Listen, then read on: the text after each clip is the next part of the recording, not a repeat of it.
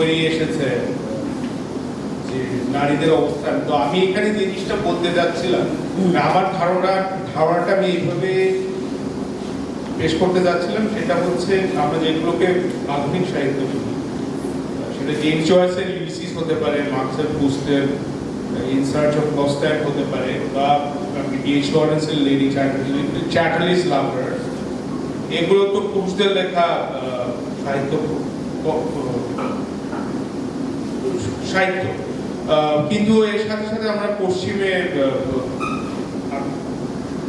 বিশের দশকে নারী সাহিত্যিকদের দেখেছি যারা যৌনতাকে নিজেদের মতো করে, যেটাকে ইংরেজিতে ওনারশিপ বলে, অথবা বাংলায় কি বলবো, মালিকানা নিয়ে প্রেজেন্ট করেছেন। আলফ্রেড জেলিনিকের কথা বলতে পারি, পিয়ানো টিচার, অথবা হেনরি মিলারের প্রেমিকা হিসেবে যে পরিচিত ছিলেন যিনি, আনাইস নীন, আমি জানি না কতজন পড়েছেন। সো ওই জায়গা থেকে আমি আসলে আমার যে আলোচনাটা করছিলাম যে বাংলা অঞ্চলে যেহেতু পুরুষতান্ত্রিক সমাজে নারীরা তাদের সাহিত্যে কতটা এই ধরনের মানে সাহিত্যের, যেহেতু আমি প্রথমে বলে নিয়েছি আমার প্রথম প্রকল্পে যে রাজনীতি হচ্ছে আধুনিকতার একটা প্রকল্প, যৌনতা যদি আর একটা প্রকল্প হয়, সেখানে নারীরা কতটা নিজেদের যৌনতা নিয়ে খোলামেলা সাহিত্য রচনা করতে পারে। তো আমার এই আলোচনাটা ওনারা দুজন করেছেন, বললেন আমাকে, আমি জানি না ওনারা কি মনে করেন, কিন্তু আমি যে দুটো সাহিত্য নিয়ে কথা বলছিলাম এখানে এই অংশে, সেটা হচ্ছে রবীন্দ্রনাথের ঘরে বাইরে আর মানিক বন্দ্যোপাধ্যায়ের পুতুল নাচের ইতিকথা। তো আমার যে বক্তব্যটা ছিল সেটা হচ্ছে, আমি একটু পড়েও শোনাতে পারি একটু অংশ, কিন্তু আমার যে বক্তব্যটা ছিল যে এই দুজনের যে নারীর যে অবস্থানকে তারা তুলে ধরতে পেরেছেন, সেটা অনেক ক্ষেত্রে নারীবাদী বলা যেতে পারে। এটা হচ্ছে আমার বক্তব্য। যেভাবে পুতুল নাচের ইতিকথায় কুসুমকে দেখানো হয়েছে এবং ঘরে বাইরে বিমলাকে দেখানো হয়েছে, আমি একটু পড়ে শোনাচ্ছি এবং তারপর আমি বন্ধ করে দিলে তাহলে হয়তো আরো মানুষের রেসপন্স পেলে ভালো হবে যে আপনারা কি বুঝলেন। এটা আমার এই লেখার 5 নম্বর পৃষ্ঠা থেকে আমি বলছি। বিমলা সমাজের ও অনুশাসনের ভ্রুকুটি উপেক্ষা করে সন্দীপের প্রতি তার ভালো লাগাকে অবাধ প্রশ্রয় দেয়। মার্থা নুসবাউম এর চোখে যদিও বিমলার বিদ্রোহ সন্দীপের প্রশ্নবোধক রাজনীতির সরল শিকার হিসেবে থেকে যায়, তৎকালীন হিন্দু ভদ্রলোক পরিবারের অন্তঃপুরের সাংস্কৃতিক রাজনীতি না বুঝে ওঠার কারণে বিমলার বিদ্রোহ যে ভদ্রলোকের, অর্থাৎ নিখিলের জৈবিক সত্তার উপর চপটাঘাত, পশ্চিমাই দার্শনিক আউটসাইডার হিসাবে, মানে যেহেতু উনি এই সমাজে বিলং করেন না, বাইরে থেকে একটা বক্তব্য দিচ্ছেন,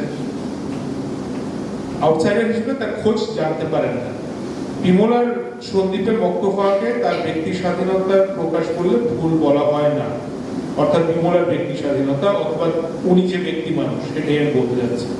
বিশেষত উপন্যাসটির পটভূমি যখন গোষ্ঠীগত স্বার্থতাড়িত স্বদেশী আন্দোলন, যা কিনা আবার সাম্রাজ্যবাদী পুঁজিবাদের বিরুদ্ধেও, বরং মার্শাল বার্মানের আধুনিকতা বিষয়ক তাত্ত্বিক বই all that is solid melts into air এর সূত্র ধরে বলা যেতে পারে যে আধুনিক জীবনের বৈপরীত্যগুলোকে রবীন্দ্রনাথ ধারণ করতে পেরেছেন এই উপন্যাসে।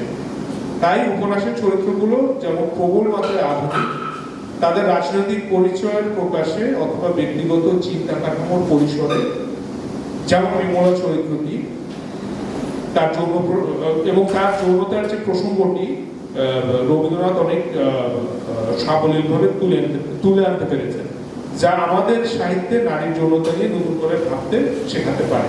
ধন্যবাদ। হ্যাঁ,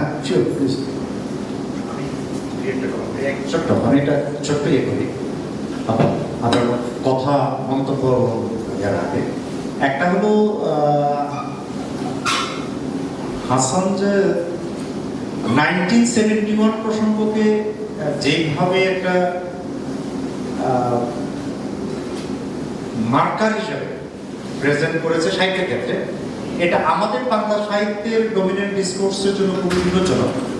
কারণ আমরা কিন্তু 60s বা 50s বা 40s বা ইত্যাদি এই ব্যাপারগুলোর জন্য আমরা জনগোষ্ঠীকে ক্লেম করি স্টেটের তুলনায় বেশি। কিন্তু এর মধ্যে দিয়ে তিনি আরেকটা যে সিদ্ধান্তে পৌঁছেছেন যে এখানে প্রতিরোধী সাহিত্যের একটা জোরালো ধারা আছে, সেটা আমি মনে করি যেটা খুবই ইম্পর্টেন্ট পয়েন্ট। কিন্তু ওই চুক্তিটা যে 1971 আগে তো রাষ্ট্রই ছিল না, ফলে মডার্নিটি থেকে এটার মধ্যে নানান ধরনের ভিন্ন ধরনের উত্তর এবং চর্চা আমাদের ডিসকোর্সের মধ্যে আছে। যে এটা তো জনগোষ্ঠীর মামলা, যেটা আমরা 47-এর কথা বলতে পারি, 60-এর কথা বলতে পারি, মানে যে ইলিয়াস এবং রফিক আজাদ 1961 সালে স্বাক্ষর প্রকাশ করছেন, তিনি 1986 সালে উপন্যাস বের করছেন চিলগড়ার সেবা, মানে একই লোক। ফলে কেমন স্টেটের জন্ম দিয়ে এটাকে ব্যাখ্যা করার মধ্যে একটা সমস্যা আছে। কিন্তু প্রতিরোধী সাহিত্য সংক্রান্ত যে আলাপ, সেটা বোধহয় এখানে খুবই কিন্তু ওটা মানে মোটামুটি একটা আছে। নমুনা আমি আপনাকে দেখাতে পারি আমার ইয়ের মধ্যে। আচ্ছা, ওকে, দেখে। আর আরেকটা হলো দীপেশ চক্রবর্তী সম্পর্কে আমার ধারণা, কথাটা এইভাবে বলা যেতে পারে যে দীপেশ রা জিনিসটাকে এইভাবে দেয়, ঠিক আছে? দীপেশ চক্রবর্তী কিন্তু এখানে স্টেট মানে বিয়ন্ড স্টেট একটা পজিশন থেকে এই কাজ করে। আমরা পরিষ্কারভাবে বুঝতে পারি যে কার্বন নিঃসরণের ব্যাপারটা তো ডেফিনেটলি ফার্স্ট ওয়ার্ল্ড করে, ফলে এখানে নর্মাল জেনারেশন করলে এটা খুবই সমস্যা, চীনের জন্য সমস্যা, ভারতের জন্য সমস্যা, বাংলাদেশ এখানে ঢুকিয়ে আমরা বুঝতে পারি। কিন্তু ওদের মূল প্রকল্পটা কিন্তু বিয়ন্ড স্টেট, মানে সে বলছে যে খুব বেশি দিন না যে পৃথিবী কিন্তু আসলে জিওগ্রাফিক্যাল যে প্যাটার্ন এই বাউন্ডারিতে ভাগ করতে পারতো নিজেদের, এটা হলো তার থিসিস। কিন্তু স্টিল আমি ব্যাখ্যা দিতে যাচ্ছি না, আমি বলছি যে পয়েন্টটা দারুণ যে ক্লাস কোশ্চেনটাকে আড়াল করে মোরাল। কিন্তু একই সঙ্গে আমি যদি বলি যে এখন এই 1-2 দশকে যে এনভায়রনমেন্টাল স্টাডিজের যে ডমিনেন্ট ডিসকোর্স আছে, সেখানে দিবেশের সঙ্গে যদি বাকিদেরকে একাকার করা হয় তাহলে ব্যক্তিগত সময় করা হয় দ্বিমত। না, এটার আবার দ্বিমত আছে। এই জায়গা নিয়ে আপনার মোড়ের খুব বিখ্যাত ইয়ে আছে, capitalism in the web of life. তো স্পেশাল এগেইনস্টে কিন্তু অলরেডি যে আচ্ছা ওদের যে গ্রুপটা কিন্তু সব না, আমি ওই নারী প্রশ্নটা ফেরত যেতে চাচ্ছিলাম, কারণ আমার মনে হয় প্রশ্নটি হলো জাস্ট নট